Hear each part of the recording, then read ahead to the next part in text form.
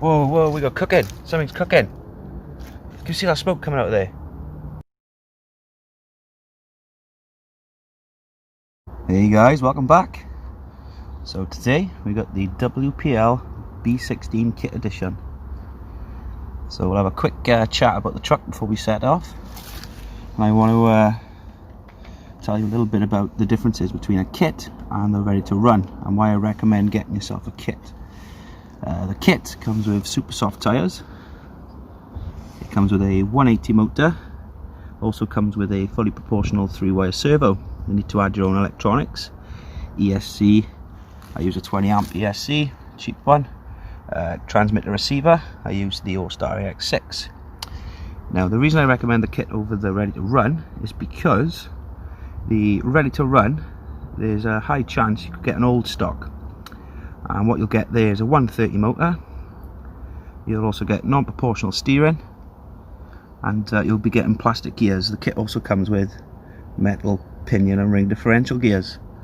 So yeah, I highly recommend getting yourself a kit. Really fun to build up, and yeah, very cost effective, cheap little fun kit. You can pick these up for about $40, and yeah, highly recommended. We got a true 6x6, so all 6 wheels are getting powered there. And yeah, we're going to hit the trail today. Any mud runner fans out there, we've got some log points on board, and yeah, we're going to be taking the same route I normally take my other trucks, just as a comparison to see how capable this little thing is. So let's hit the trail, guys.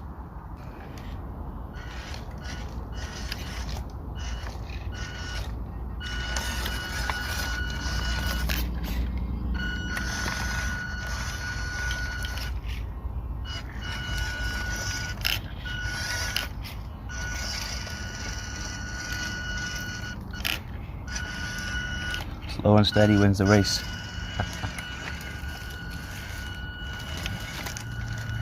So the B series comes with a straight ladder style chassis, and the 6x6s from WPL, they've got like a seesaw type rear setup, and it gives ample flex. Plenty of traction here going up this steep hill. Whoa, whoa, we got cooking. Something's cooking. Can you see that smoke coming out of there?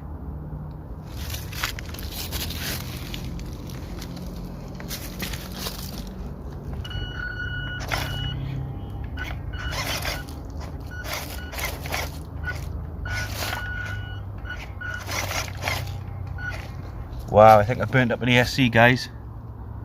There is smoke coming from this rig.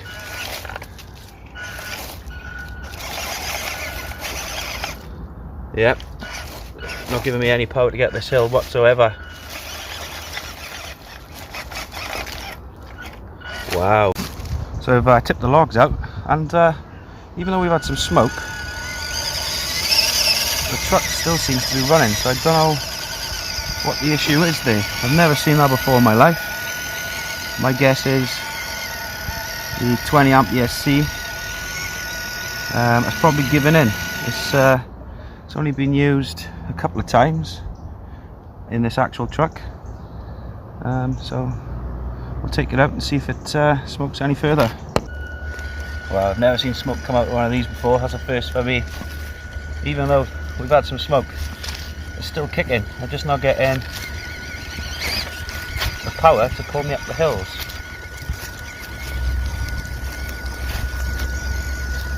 I use these 20 amp ESCs for the majority of my rigs.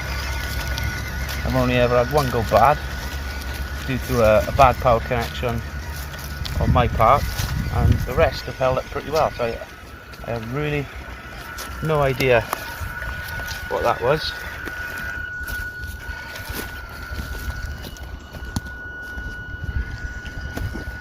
It's still running, so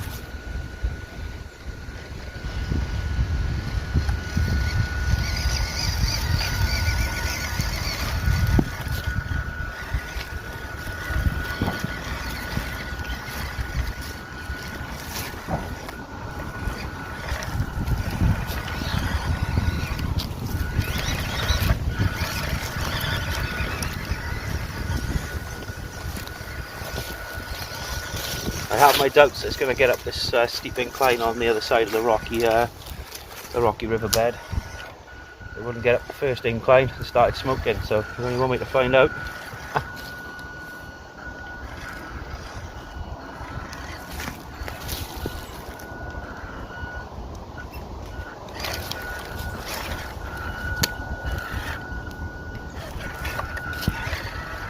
So it does feel like I've got a lack of power here. Oh, there she is. I think she's finally died. Wow. They don't always go as planned.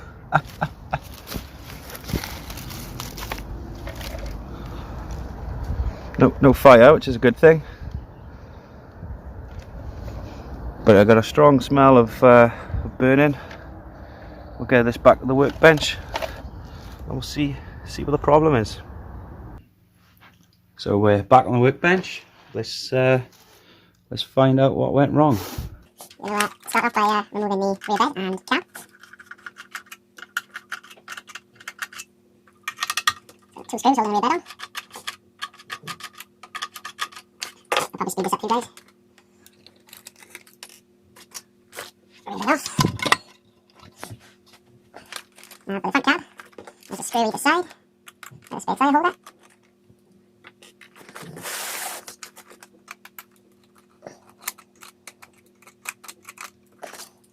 And then there's 2 screws situated underneath here. Although, let me have a check. Yeah, seems to be 36 pretty much. One. 2. And the spare tyre holder. Pops out. And then the cab should just lift off. There you go. Okay. Okay, so we've got the cab removed, and the first problem I'm seeing is, look, we've got, I don't know if you can see that on camera, we've got a cable. The reason it must have stopped on the trail was it got so hot that this unsoldered itself, and we've got a cable that's actually melted. So let's get this front cab out of the way and we'll take a deeper look again. So my first thought on the trail was that the ESC is burnt up. But, oh, I'm by here, look. Stuck to the electronics tray. Got a bit of melting, I don't know if you can see that there. Melted, look. Oh my god. So my first assumption, like I was saying, was that the ESC had burnt out. But taking a closer look at this ESC, it seems to be okay. No sign of burning up actually on the ESC itself. The only issues I can see is we've got a burnt up motor cable. Wow, can you see that on the camera there? It's completely melted. So I think the thing to blame for the smoke on the trail is a extremely thin JST wire. The AWG, sorry, must be pretty low, and as a result it's obviously caused a short circuit somewhere, heated up and melted the cable itself. I've actually got a little mini capacitor on the motor as well, so at first as well, and I probably would have been thinking I needed a capacitor. Looking at the connections of the motors, this is the same motor that I used to take swimming with my C14, so that the connections of the motor actually look a little bit corroded. So hopefully, if I get a new motor and plug it in, the ESC will still work. Okay, just for the purpose of this test, I've quickly wrapped a new JST cable around the connection. I haven't soldered it, please don't unsubscribe. Just for the purpose of the test, just to see if it's either the wire that's burnt out and obviously caused the smoking and the stopping, or if the ESC actually caused the wire to burn out. So we're going to plug it in, and we're going to see if we get that motor jingle. Yep, there we go. So we've got a motor jingle, which means that the ESC is connected to the motor. And yep, we're getting that final jingle. Give it a squeeze. And obviously it's just disconnected. But yes, it was, let me unplug all this quickly. It was actually, there must have been a bad connection on the motor causing, let me pull this off. I can't pull it off. Causing this JST cable, I don't know if you can see that there on the camera, to burn up. And yep, so all I need to do pretty much is clean up the connections on this motor and get a higher, well, a higher AWG. Leave in the comments below what AWG stands for, because I'm not actually tech savvy. There's not actually any writing whatsoever on the cables to dictate the AWG of these little JST cables. So the cheap thin JST cable was to blame today. And yeah, I'm just happy that the ESC itself didn't burn out. A JST cable is a lot cheaper than an ESC. Saying that, the ESCs are only about, well, £5 maximum. You can pick them up for about £2 as well, depending where you shop. So yeah, they don't always turn out to plan, guys, on the trail. You know, we diagnosed the problem now, that this cable actually got too hot, actually melted onto the plastics, and it got that hot while I was on the trail that it actually warmed the solder up by the look and disconnected this itself as well. So yeah, definitely a quick one from me today, guys. Obviously the truck didn't run as we wanted it to, but yeah, I'll try and get it all fixed up, and hopefully we'll be seeing the B16 on the trail pretty soon. Cheers for watching, guys. Don't forget to like, subscribe, hit that notification bell, and I'll catch you on the next one.